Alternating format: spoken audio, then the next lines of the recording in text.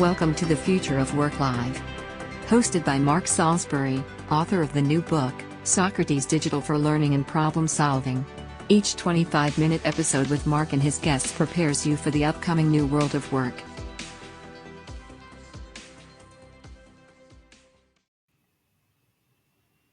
Welcome to the Future of Work Live. I'm Mark Salisbury, your host. Today, Marcella De La Torre will be my guest, and she'll discuss proximity bias and how not to let it negatively affect you. So first, a little bit about Marcella De La Torre. She is a director and adjunct professor in the Opus College of Business, the University of St. Thomas in St. Paul, Minnesota. She has a doctorate in organizational development. And over the years, she has developed a passion for the people in the organization as they drive culture and innovation. She's constantly researching and teaching topics on workforce strategy, talent development, leadership and executive coaching, and DLI. Of course, that's diversity, equity, and inclusion. And she started her career in the healthcare and medical education fields, where she continues to stay involved. Marcella is also a regular contributor to the Star Tribune, our newspaper here in Minnesota. So join me in welcoming Marcella to the show. Hi, Marcella. Hi, Mark. So let's get right to this. What is proximity bias? Well, as the word says, proximity, it is a term that we are hearing more these days in companies and organizations. And what it means is that bosses have a bias towards having their employees close to them. So it is that notion of being in the office, being seen. The bias can be unconscious or conscious. We are seeing that middle managers particularly prefer to be on site, and therefore they would like to see their employees on site as well. We are seeing that they prefer, like I said, in general, to be on site at least 3 times a week. And the people who tend to be more likely to be in the office on site are men, and particularly white men, posing some potential complications for minorities and women. And that is why we need to be aware of that, especially I think as people start their careers or even want to seek promotion, want to continue to grow in organizations. How are we going to manage that? How are we going to identify it, etc.? Well, that's interesting. I remember years ago when I worked for the Boeing company in Seattle, Boeing was just starting to deal with more flexible schedules. And so what would happen is that the people who would come in very early, right, they would, all of a sudden be kind of gone for the important meetings in the afternoon. And so it was kind of an early version of hearkening of what we're talking about now is proximity bias. And it's kind of like the great invisible workforce that you don't see, right? That you only see the ones that are there really on your property. So let's go to how would we recognize this? I mean, because it seems like we're all working remotely. And so how would we recognize it's a problem? So how would we recognize when there exists proximity bias? Well, we are starting to work on that. Meaning the people are starting to look into that because it's just been identified. Maybe it was there, and maybe it was there before, as you mentioned. But now with, the pandemic, people going back to work, everybody's questioning how is this going to work, right? There are more questions than answers at this time. But I think if you are a middle manager, if you are there, you can start identifying some of these issues in conversations, actually, right? I think, you can tell when, some people have that preference, whether, again, is unconscious or conscious, and they may not be aware how that may be influencing their thinking. And when performance reviews come around, these could have an impact. So I would say one way is, if you are a middle manager or if you're in the organization right now working with others, starting to identify these cultural things that are starting to arise. Who's saying what? How are we all working together to identify what people are saying and what's between the lines? If you are not a middle manager, if you're starting, I think a good way would be to be very in tune to the culture, what people are saying, how what is your intuition, your sense. But also, I think partnering with HR, I think asking that question, it's a very relevant question. We know that human resources, business partners, experts are really worried about that, especially as we're trying to address all these underrepresented groups and DEI becoming such an important aspect of our workforce recruiting, from recruiting to retention to promotion. They are there to help. So I think it's a very valid question, and also I would assume they are very open to meeting, and yes, and help out. But I think I would start there, and for those again in middle management or upper levels of the organization to really question. And as managers and even the C-suite start preparing for the return to work, many people are not coming back to work in person until later this month or even March. Take a fresh look, right? Think about all these little pieces, not just how is this going to work, but also how people could be affected negatively from this proximity bias. So I would say, yeah, look at the culture. Mhm.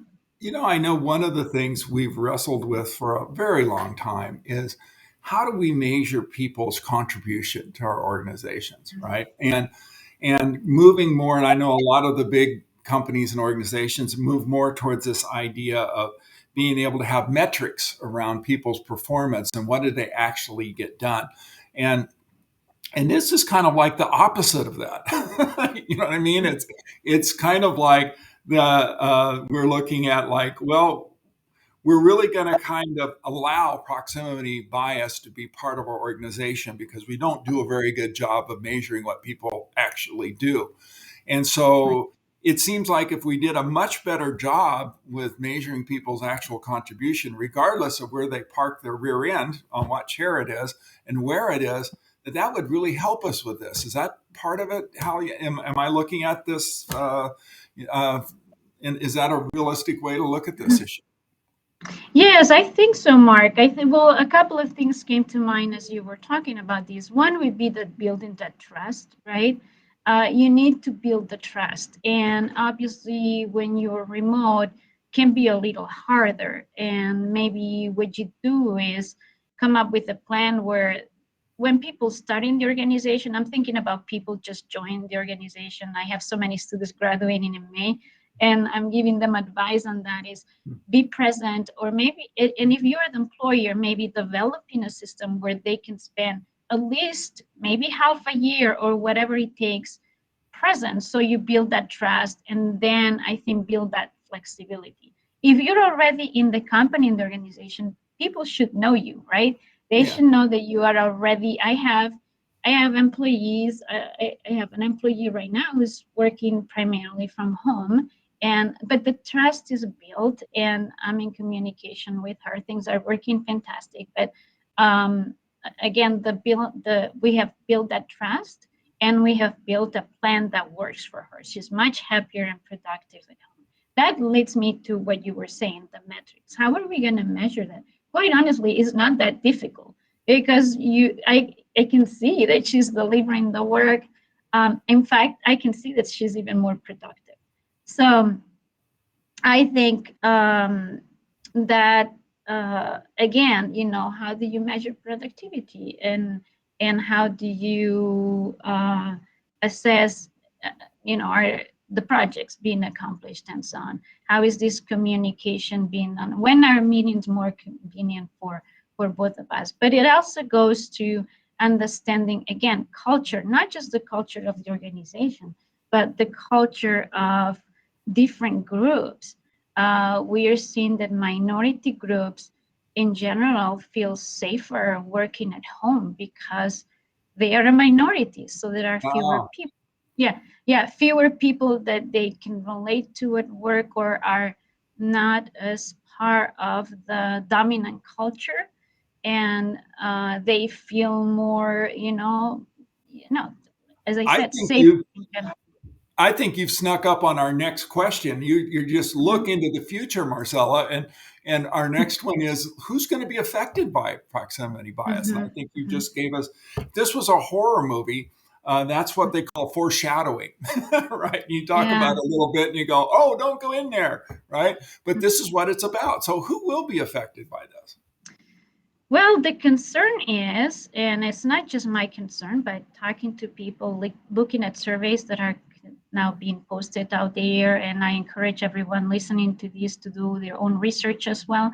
It is underrepresented groups, Yeah, women and minorities, because again, it is, if you think about it, um, being present, right? That involves being able to have the right transportation, being able to have the daycare, all kinds of things that are, for many workers, are very difficult, right? Um, Elderly care, you name it. So most caregivers, I'm not saying all, because obviously there are many men who are affected by these, and but a lot of the caregivers tend to be women, and a lot of the caregivers in especially minority groups also they have fewer opportunities to find the means they need for the people they take care of. So I am thinking that these groups are going to be more negatively affected by it, for a number of reasons. One is the ability to go to work because you have all the means that you need.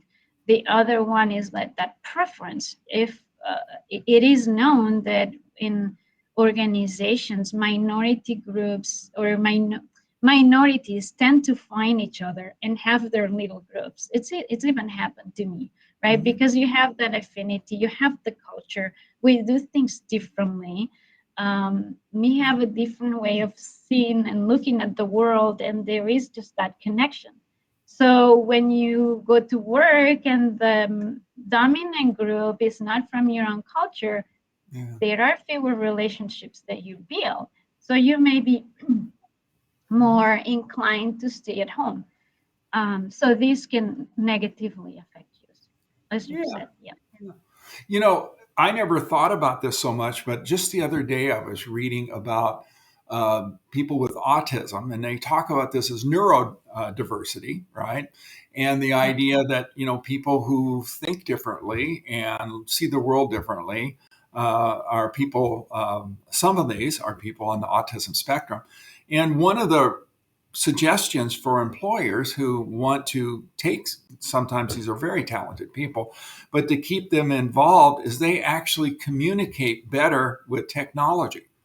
They Mhm. prefer, not all of them, of course, but a significant percentage of them prefer being on Zoom because there's not a lot of little talk, a lot of little chit chat, because they find it difficult to do that sometimes. And Mhm. so they prefer, even though they're in the office space, one of the suggestions is have them dial in on Zoom for your Mhm. meeting.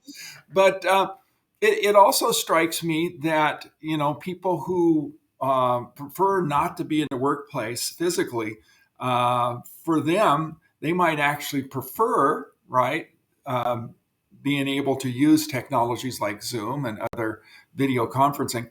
And so that if we think about that in a fairness kind of way, that we can include them more if we actually just had some of our meetings, even though we have a lot of people that are actually present. So that's maybe a strategy. I don't know. What do you Mhm. think? I think you're absolutely right on. We see that even with the students that we teach, right? That yes, I think being able to do things in the computer works better for some people. Being able to even communicate via Zoom, it gives some people a sense of comfort, right? Even if it's at a meeting. And with technology these days, we can do that. I mean, we are already having meetings all over the world Yeah. with people in other countries. And so as we are, you're right, as we are thinking about coming back to the office, we need to take many things into account, and this is one of them. And I think that solves in a way that proximity bias, right? If I say, well, maybe we'll tune in at this time every week, just like if we would do with global partners, Hmm. it may give a sense of, yes, comfort. Some people are intimidated by, other people who may be more articulated, who, what do they say? Think to speak, right? That take all the Yeah. space, think to speak. And many, like I said, many minorities, many minority groups, are more subdued, are more, uh, what is it? No, think to speak, and the other ones are speak to think. You know what I mean? Some are Yes, I do. happier, I yeah. do. Then some minority, yes, it could be a language barrier, it could be an accent barrier, it could be many things that you are. If I had the space, I think it's easier if you um, what I'm thinking too, if you have people in Zoom and or any other kind of meeting platform, and then you have people in a room meeting, I think sometimes it's even easier to invite those who are on the screen to speak. Well, in a Yeah. meeting, it may be very hard, especially if you're not from this culture. I know it was extremely hard for me to know, okay, when can I talk? Because everybody's Yeah. talking, Yeah. talking, and I'm not being asked, what do you think, Yeah. Marcella? And that was really stressful for me. Now I just say it, Yeah. but it was really it was very stressful, and I didn't know those intricacies of the language, of the culture. When is it okay to intervene? It's a very little thing, but it can be very Yeah. stressful if you're not from this culture. Yeah. Yeah. Well, that takes us to the next one here. For our viewers today, Marcella, how can we keep proximity bias from really affecting us or actually harming us in some way? What advice would you give our viewers? Mhm. I think from the receiving end, again, know that this may or may not, right, be something that is going on. Know that many times people don't even realize that's going on, right? Could be unintentional. But again, I think fine if you identify that there is that you start identifying that there are groups that maybe consider more hardworking or getting an advantage because of that proximity bias, I think it's okay to address it. I would, again, use our human resources partners in the organizations they are obviously looking into that, and retention, Yeah. hiring talent and Yeah. retaining talent. It's one of the most costly, um, expenses that an organization has. So nobody wants to see that happen. Yeah. Uh, it's much better to retain talent than seeing them go, because now they cannot work from home, where many companies are doing very well, being all virtual or hybrid. So I would say address those issues. They may not have even um, thought about it from the perspective of managers, executives, HR.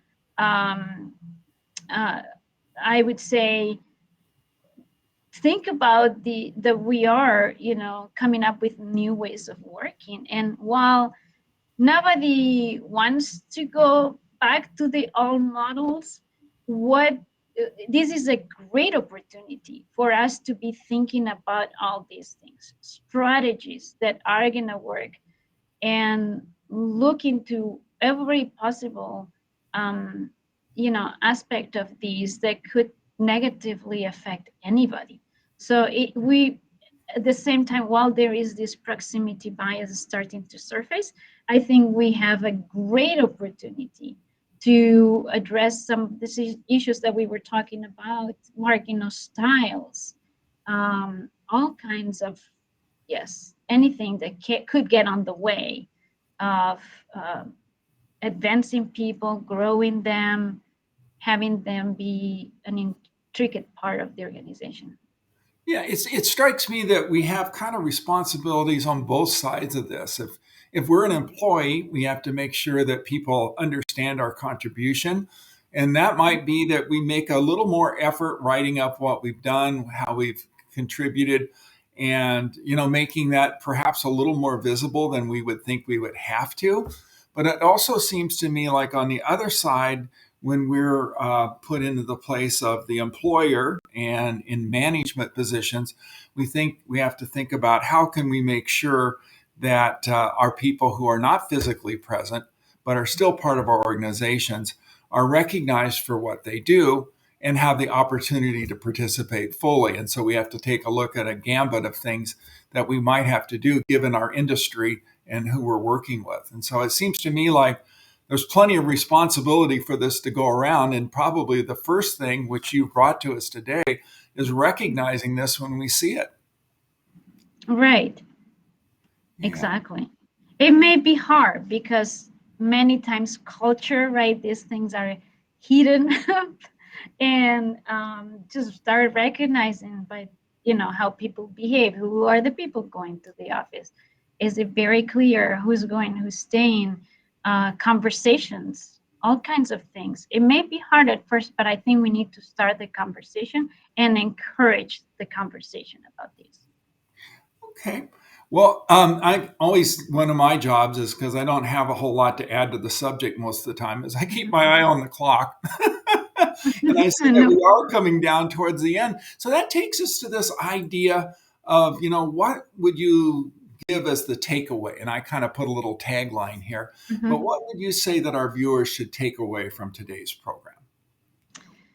Again, recognize that this may be an issue, and don't let it affect you negatively.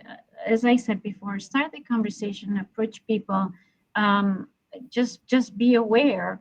And especially if you're starting your career, if people know you very well and you feel that trust is already established, that's fine. But if you're starting, and because I know so many people who are starting their career, being an adjunct professor here at the University of St. Thomas, I think it's very important that you first, you show up, that you work on site, that you establish that relationship. Unless obviously you already know the organization is all being, remote. But I think that's where I was, and don't be too hard on yourself. Know that and like I said, this is a great opportunity for innovation. Everybody who would listen to this talk, I would say let's be innovative. How can we create, work environments, companies, organizations that, honor diversity, that honor gender, that will be a place for everybody to grow, no matter whether they are remote or in person, no matter their culture or ability. I'm excited that if people do this well, this can really work well, and we would have happier people. I think being from Europe, I really value a culture that values happiness and people who, and that fosters a good work life in general.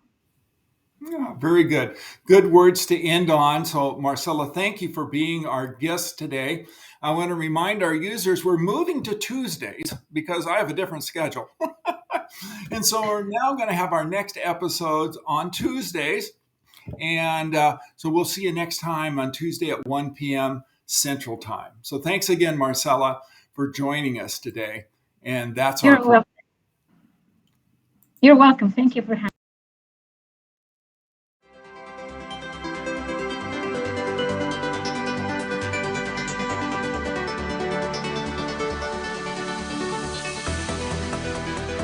You can find the Future of Work Live episodes in video and podcast format on www.marksalisbury.com. Additionally, YouTube hosts the video episodes on the Future of Work channel, and Apple, Spotify, and Google host the podcasts.